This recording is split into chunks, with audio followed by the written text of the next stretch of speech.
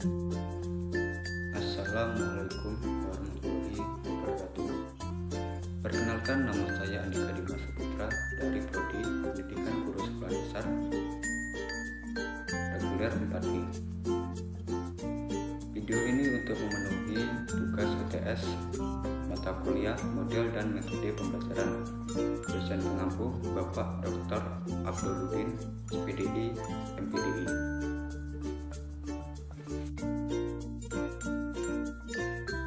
Pengertian model pembelajaran menurut para ahli. Menurut Agus Suprijono 2010, model pembelajaran merupakan suatu pola yang digunakan sebagai pedoman dalam merencanakan pembelajaran atau tutorial. Menurut Supriyoni, merupakan suatu pola yang digunakan sebagai pedoman dalam merencanakan pembelajaran di kelas. Pengertian metode pembelajaran menurut para ahli. Menurut Wina Sanjaya, metode pembelajaran adalah cara yang digunakan untuk mengimplementasikan rencana yang sudah disusun dalam kegiatan nyata agar tujuan yang telah disusun tercapai secara optimal. Menurut Abdul Rahman Ginting, metode pembelajaran dapat diartikan cara atau pola yang khas dalam memanfaatkan berbagai prinsip dasar pendidikan serta berbagai teknik dan sumber daya terkait lainnya agar terjadi proses pembelajaran pada diri peserta didik. Menurut Abu Ahmadi dan Joko Tri Prasetya, metode pembelajaran adalah teknik yang dikuasai pendidik atau guru untuk menyajikan materi pelajaran kepada peserta didik di kelas, baik secara individu maupun kelompok, agar materi pelajaran dapat diserap, dipahami, dan dimanfaatkan oleh peserta didik dengan baik. Menurut Ridwan Abdullah Sani, metode pembelajaran merupakan langkah operasional dari strategi pembelajaran yang dipilih untuk mencapai tujuan pembelajaran. Menurut Sofan Amri, metode belajar mengajar dapat diartikan sebagai cara-cara yang dilakukan untuk menyampaikan atau menanamkan pengetahuan kepada subjek didik atau anak melalui sebuah kegiatan belajar mengajar baik di sekolah, rumah, kampus, pondok, dan lain-lain. Menurut Komalasari, metode pembelajaran dapat diartikan sebagai salah satu yang dilakukan seseorang dalam mengimplementasikan metode secara spesifik. Adapun perbedaan model pembelajaran dan metode pembelajaran. Perbedaan utama dari model dan metode pembelajaran adalah metode pembelajaran telah memiliki langkah konkret untuk melaksanakannya. Sementara itu, model pembelajaran hanya gambaran umum atau kerangka kerjanya saja, artinya guru membuat langkah-langkah atau sintak sendiri. Sistem sosial merupakan gambaran tentang peran maupun hubungan guru dan siswa, serta norma yang dibangun dalam model pembelajaran. Guru bertindak aktif dalam pengendalian pembelajaran, namun ada masanya peran guru dan siswa harus seimbang. Kemudian guru merefleksi kegiatan siswa selama pembelajaran. Adapun peran guru dalam sistem sosial kelas. Salah satu peran guru dalam mengajar adalah berusaha meningkatkan interaksi sosial murid dalam proses pembelajaran. Sebab dengan meningkatnya interaksi sosial tersebut, siswa menjadi lebih aktif yang diharapkan pencapaian tujuan pembelajaran akan lebih optimal. Peran guru dalam proses pembelajaran. Yang pertama yaitu guru sebagai sumber belajar, maka gurulah yang menjadi tempat peserta didik menggali atau mengambil pelajaran. Sebagai sumber belajar dalam proses pembelajaran, hendaknya guru harus memiliki bahan referensi yang lebih banyak dibandingkan dengan siswa, dan guru perlu melakukan pemetaan tentang materi pelajaran. Yang kedua, guru sebagai fasilitator berperan dalam memberikan pelayanan untuk memudahkan siswa dalam kegiatan pembelajaran. Selanjutnya, guru sebagai pengelola pembelajaran. Guru berperan dalam menciptakan iklim belajar yang memungkinkan siswa dapat belajar secara nyaman, melalui pengelolaan kelas. Sebagai pengelolaan pembelajaran, guru memiliki 4 fungsi umum, yaitu yang pertama merencanakan tujuan belajar, kedua mengorganisir berbagai sumber belajar, ketiga memimpin, keempat mengawasi. Selanjutnya, guru sebagai demonstrator, yaitu peran untuk mempertunjukkan kepada siswa tentang segala sesuatu yang dapat membuat siswa lebih mengerti dan paham terhadap pesan atau informasi belajar yang disampaikan. Guru juga berperan sebagai modal atau teladan bagi siswa. Selanjutnya, guru sebagai pembimbing, yaitu membimbing siswa agar dapat menentukan berbagai potensi yang dimilikinya. Membimbing siswa agar dapat mencapai dan melaksanakan tugas-tugas perkembangan mereka, sehingga dengan ketercapaian tersebut ia dapat tumbuh dan berkembang sebagai manusia ideal yang menjadi harapan setiap orang tua dan masyarakat. Tugas guru adalah menjaga, mengarahkan, dan membimbing agar siswa tumbuh dan berkembang sesuai dengan potensi, minat, dan bakatnya. Selanjutnya, guru sebagai motivator. Proses pembelajaran akan berhasil manakala siswa memiliki motivasi dalam belajar. Oleh sebab itu, guru perlu menumbuhkan potensi belajar siswa. Untuk memperoleh hasil belajar yang optimal, guru dituntut kreatif, membangkitkan motivasi belajar siswa. Guru sebagai penilai berperan untuk mengumpulkan data atau informasi tentang keberhasilan pembelajaran yang telah dilakukan. Dengan melakukan penilaian, maka guru akan mengetahui atau menentukan keberhasilan siswa dalam mencapai tujuan pembelajaran, dan juga guru dapat menentukan keberhasilan setiap program-program yang telah direncanakan oleh guru itu sendiri.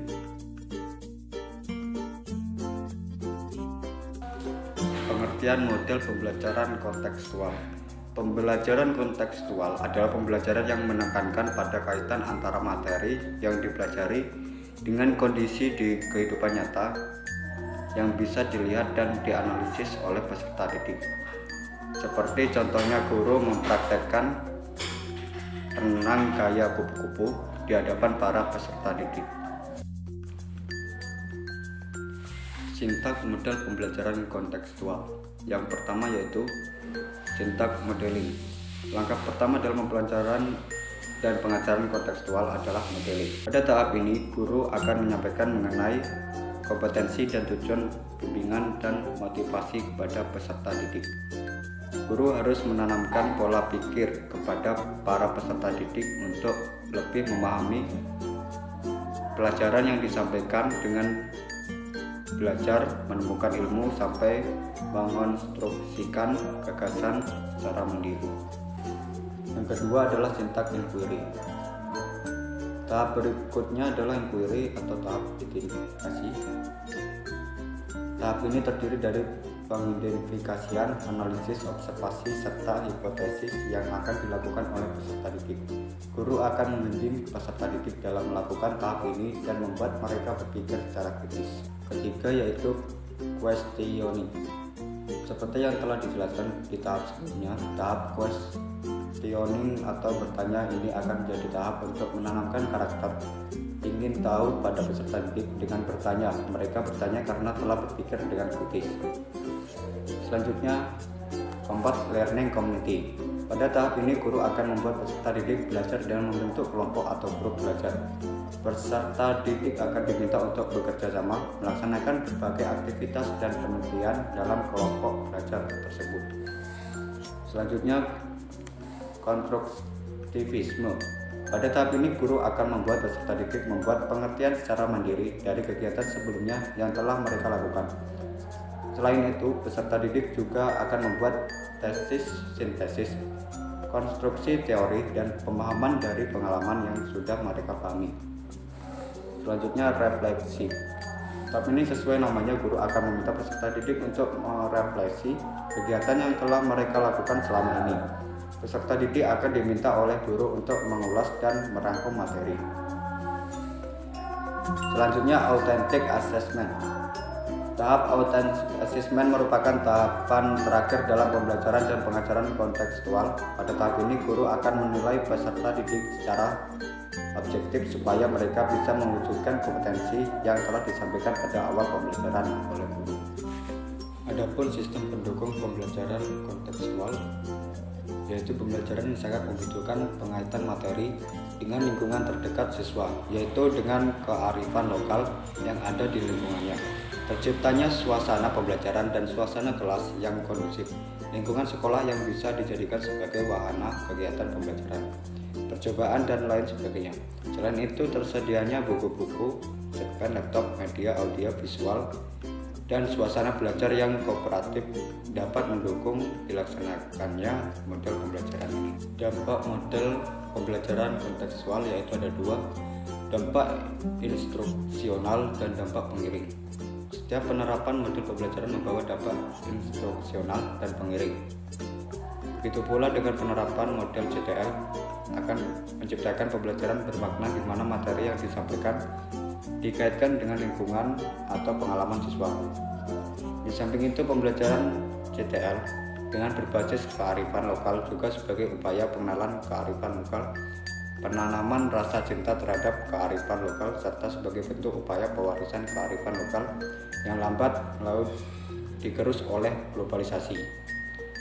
Pembelajaran CTL juga mensyaratkan siswa untuk memperoleh informasi secara cepat melalui sumber-sumber informasi maupun pengetahuan yang dimiliki dengan konstruksional. Dampak pengiringnya yaitu dari model CTL adalah menupuk rasa percaya diri dan rasa tanggung jawab siswa karena siswa dilibatkan secara langsung dalam penemuan konsep dengan kegiatan inquiry. Selain itu, karena dalam model CTL terdapat komponen learning community di mana semua siswa aktif, maka kemampuan komunikasi siswa, kerjasama, dan sikap saling menghargai siswa akan meningkat. Siswa juga dituntut aktif untuk menyelesaikan proyek yang diberikan oleh guru. Model pembelajaran DAT adalah model pembelajaran yang mengacu pada discovery, application, dan transfer, atau penemuan, penerapan, dan transfer. Model ini sering digunakan dalam konteks pendidikan dan pembelajaran untuk memfasilitasi pemahaman mendalam dan penerapan pengetahuan serta keterampilan yang relevan. Adapun sintak-sintak pembelajaran model DAT yaitu yang pertama, penemuan atau discovery. Tahap ini dimulai dengan memperkenalkan siswa pada konsep atau topik yang akan dipelajari. Siswa diberi kesempatan untuk mengamati, mengeksplorasi, dan mengumpulkan informasi secara aktif. Metode yang digunakan dapat meliputi eksperimen, observasi, diskusi kelompok, penelitian mandiri, atau studi kasus. Yang kedua, penerapan application. Setelah siswa memahami konsep atau topik yang dipelajari, tahap penerapan dimulai. Siswa diberi kesempatan untuk menerapkan pengetahuan dan keterampilan yang baru diperoleh dalam situasi praktis. Penerapan dapat dilakukan melalui latihan, proyek, simulasi, permainan peran, atau pembuatan produk. Yang ketiga yaitu transfer. Tahap transfer bertujuan untuk membantu siswa mengumpulkan pengetahuan dan keterampilan yang telah mereka pelajari dengan situasi yang berbeda atau dunia nyata. Siswa diajar untuk mengenali dan menerapkan konsep yang dipelajari dalam konteks yang berbeda. Transfer dapat dilakukan melalui penyelesaian masalah yang kompleks, penerapan konsep dalam skenario kehidupan nyata, atau melalui refleksi dan diskusi. Dampak model pembelajaran DAT menekankan pada partisipasi aktif siswa dan pengalaman langsung dalam pembelajaran. Melalui tahap penemuan, penerapan, dan transfer, siswa diharapkan dapat mengembangkan pemahaman yang mendalam, keterampilan praktis, dan kemampuan untuk menerapkan pengetahuan mereka dalam berbagai konteks. Sistem pendukung model pembelajaran DAT.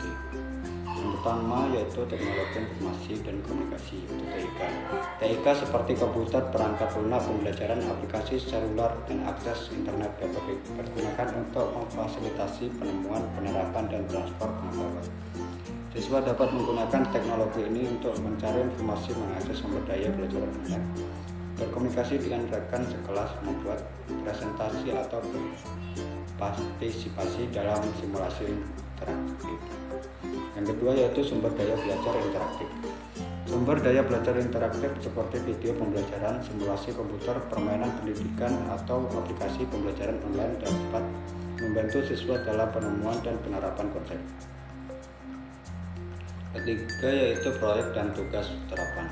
Proyek dan tugas terapan yang berhubungan langsung dengan dunianya dapat membantu siswa menerapkan pengetahuan dan keterampilan yang mereka pelajari. Dengan memberikan proyek-proyek yang menantang, siswa dapat mengalami proses penerapan dan transfer pengetahuan dalam konteks yang relevan.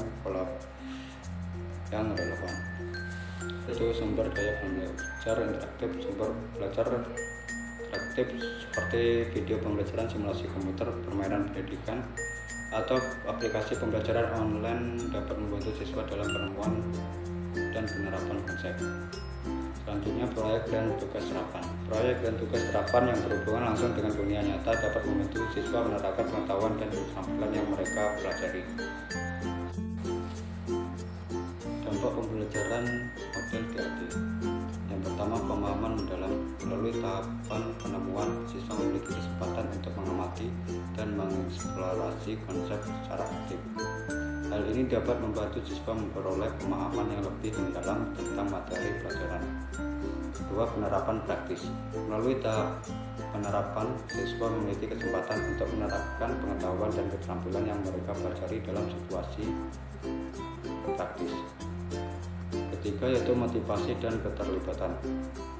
Model pembelajaran DAD dengan penekanan pada partisipasi aktif dan pengalaman langsung dapat meningkatkan motivasi dan keterlibatan siswa dalam pembelajaran. Selanjutnya, pengembangan keterampilan.